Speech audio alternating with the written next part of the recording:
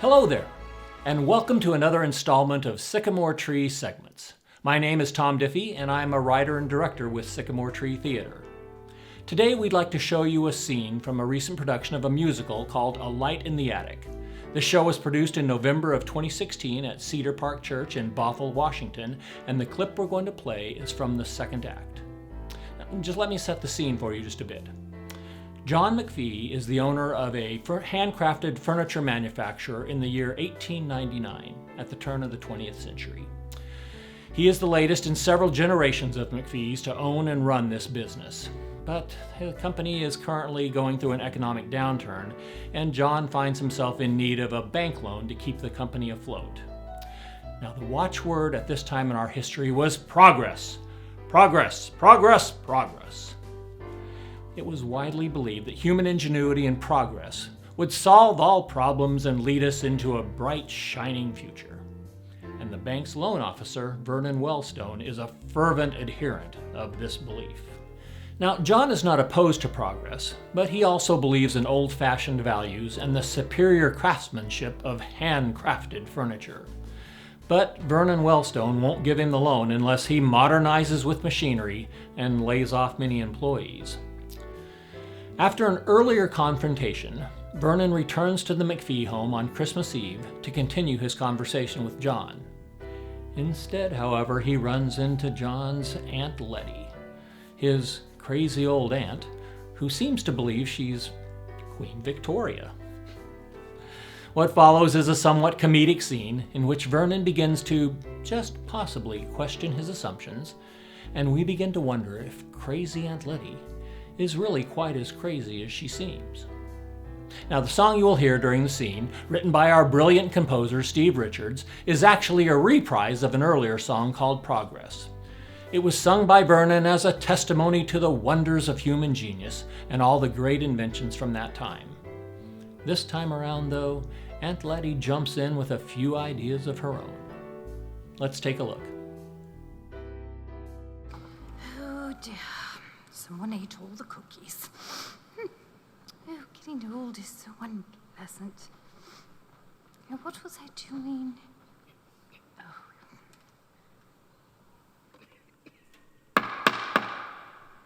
That was it. Coming. Oh, do be patient. I'm old, you know.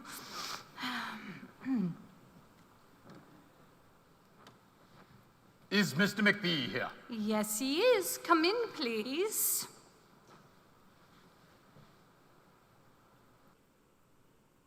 Could I see him, please? Yes, I'm sure that you could. Would you be kind enough to go and get him?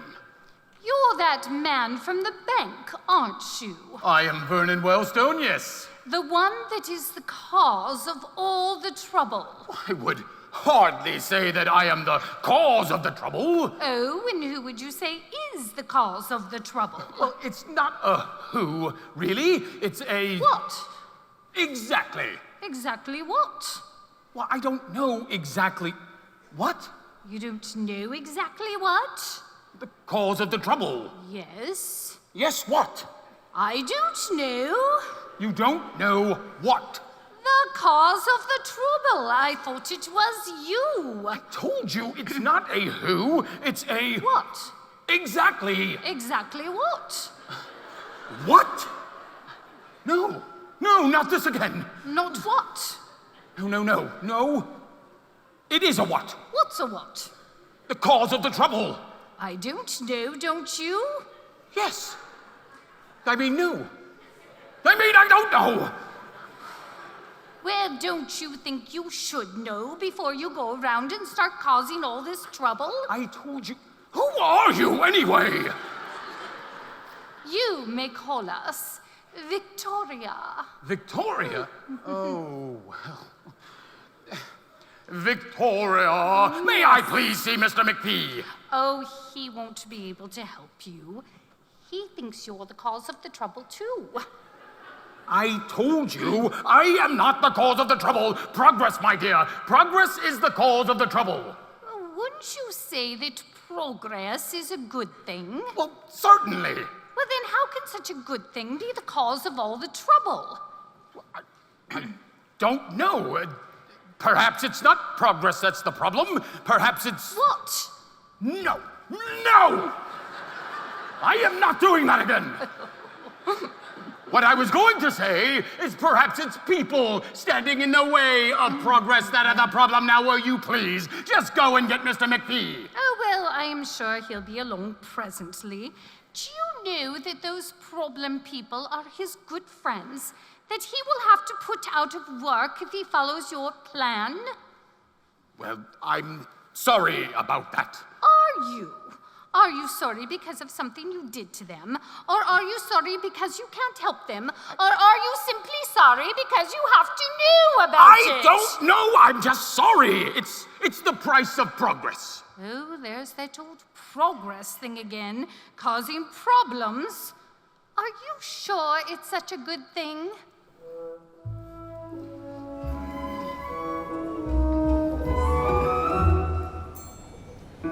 Invention is prevention from stale and stagnant thinking. Yes, headway is the way to keep your boat from sinking.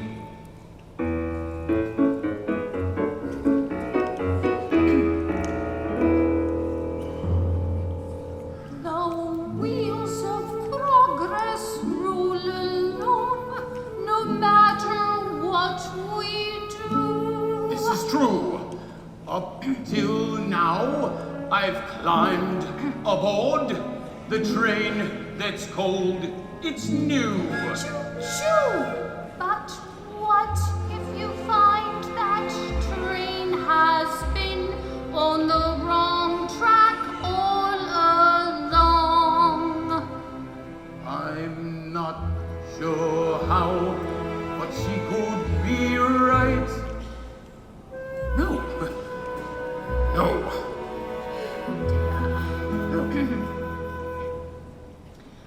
Progress, though it's wondrous, has consequences to it.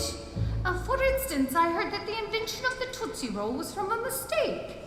The new ways are not always the best way to pursue it.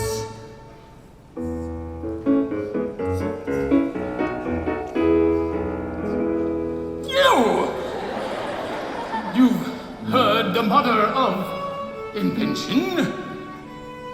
Is necessity, I'm sure.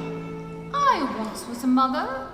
I wonder if that mother had in mind the tempest she would stir. I do not know.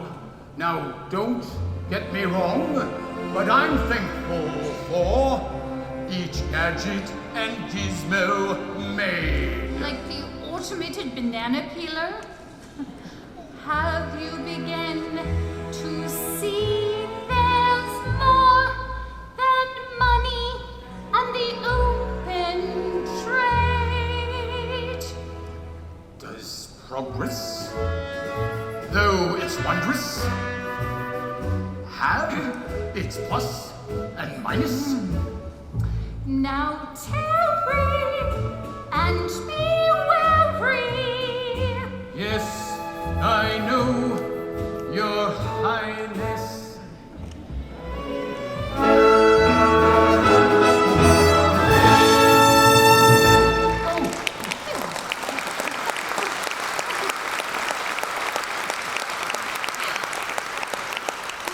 Now tell me, Mr. Wellstone, what if all of this progress made the banks obsolete? Oh, that will never happen. Of course, but what if? Would your world be in shambles? Is banking your whole life? If your train is chugging along the wrong track, that's not progress now, is it? Well, no, I suppose not. But I fail to see the relevance. You need to expand your world. Open yourself up to new possibilities. And who are you to tell me? Frightening thought, though, isn't it? Well, Yes, I suppose it could be. Do you know what tonight is, Mr. Wellstone? It's Christmas Eve. The night when the world was opened up to new possibilities, don't you think? I don't understand what you're... And probably quite frightened at the idea, maybe. Well, yes, maybe. Do you know what the angel said that night, Mr. Wellstone? The angel? Do you know you're the second person to mention angels to me today? As a matter of fact, somebody gave something to me earlier. It was in my pocket, my coat pocket here. I can't see. Vernon Wellstone, I didn't know you were here. How long have you been here? I'm not sure. Hours, it seems. Who is this person? Well, we hope you enjoyed that little scene. Thanks to Ruth Stainer and Thomas Girgus for their great performances. And that was Roger Wilson there as John McPhee there at the end. Now, we plan on putting the entire musical online for your viewing pleasure in the very near future, so we hope you'll be looking forward to that. In fact, be on the lookout for details about a watch party we're planning when the video is released. In the meantime, stay tuned for more of these Sycamore Tree segments with more scenes, some short sketches, interviews, and commentary. And we'll see you soon.